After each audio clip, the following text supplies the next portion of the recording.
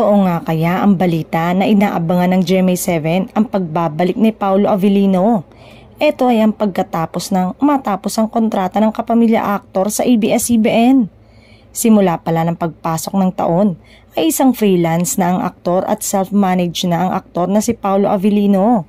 Dati ay nasa ilalim ng kontrata sa ABS-CBN at Star Magic na nag-expire noong September 2024 pa.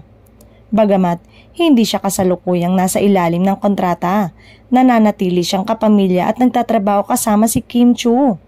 Ayon sa balita, ay hindi umano wala ng plano na pumirma muli ang aktor ng kontrata sa ABS-CBN bagkus ay may nakikipagnegosasyon umano na makabalik siya sa dating network nito. Inamin naman ng aktor na bukas siya na gumawa ng proyekto saan mang network niya gustuhin o maaaring tumanggap ng proyekto.